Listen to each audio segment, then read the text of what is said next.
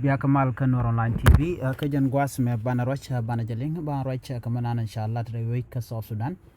chala no chi kwardang ro kirma yadit kene Dr. ma chatin durgon chikala no tele queen kwar me balat ka jaron kina daro jandang ro rumwana me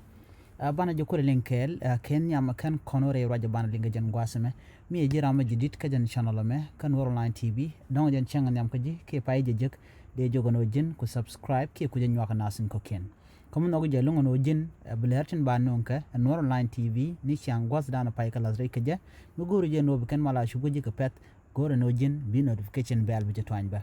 ka jan gwas me de jogo no jin nyo ka ne dial content ka social media antin ko ken ko be ken lere be ken kula link ka tung net nas ka Noor Online TV en ma bu ko ni ga jan gwas me eroj mishalat ka kwi kuma sa Sudan ka kwi kwin gwen madan de lat ka jaron kino daru di jandang ro ngwana me gwas me chala de nene kuma South Sudan chikana la no tele queen kware me balat kejen ron kina dara wir jendang re ngwana me dawde re teje nana angu mi pen ko ba queen gwen ba jelat ke jamma chikana la nene kir me yadi kana Dr. ma chaten chikan madano kantin dialtin de queen kware lat kaka kan go kontuk ka kujemo akenni cha queen gwen cha je bulat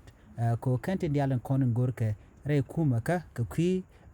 malka kan kwi mat kamana de kuma nang niam kaje chit ka do badanen de queen kwade lat kaje chikana no kan ko kontuk chit ka do badan de refugee de kanang re week ka Sudan kaje do badanen de ne de konta unify force kon de queen kware de kula gang kan wa kan ko kontuk nyok kan ngotin chal ke permanent constitution kan ko kontuk ba kan de ala kontin de mal jatu wana re week ka Sudan kan ka to kam kwar dangro kam Dr. ma chaten durgon kene self kema yadi ko kujamo ci kana la no cha queen gwini cha jebulat ke jeron kin dara wudi jandang ro ngwana me